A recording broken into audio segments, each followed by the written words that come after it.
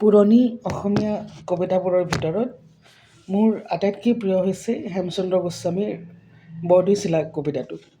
মই কবিতা আবৃত্তি কৰিব নাজানো, কিন্তু তথাপিও কবিতাটো মাতি শুনাইছোঁ। চতৰ বিহুত বৰদৈচিলা মাকৰ ঘৰলৈ যায়, গছ গছনি ঘৰ দুৱাৰ নি উৰুৱাই।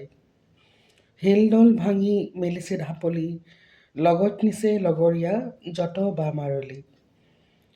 আউল বাউল চুলি মেলি মাৰিছা কিয় লৰ, লাহে ধীৰে গলেও দেখোন পাবা মাৰাৰ ঘৰ। চোতালত দিছোঁ বৰপীৰা কাকৈ ফলি তাতে, মূৰৰ চুলি মেলাই যোৱা ৰজাৰ ৰাজবাটে। মাৰাই দিব মাধৈ ফুল, বাপেৰাই দিব খাৰু, ককাইৰাই দিব কাপোৰ কানি, ভায়েৰাই দিব কেৰু। শুবলৈ দিব শীতল পাতি, বহিবলৈ দিব পীৰা, খাবলৈ দিব জহা ধানৰ দোৱা ভজা চিৰা। কাবৌ কৰি মাতিছোঁ আমি লাহে ধীৰে যোৱা, আমাৰ পজা ঘৰ কেইটি ভালে ভালে থোৱা। এই কবিতাটোৰ মাজত,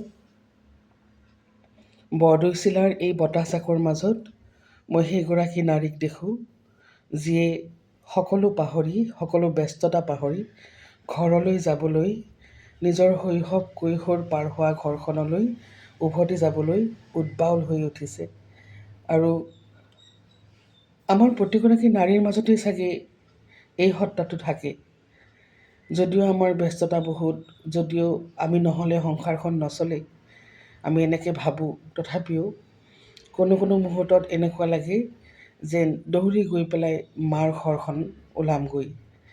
বৰদৈচিলাৰ কবিতাটোৰ মাজত দেখা পোৱা এই নাৰীগৰাকীক মোৰ সঁচাকৈয়ে বৰ ভাল লাগে, আৰু সেইকাৰণেই এই কবিতাটো মোৰ খুবেই প্ৰিয়।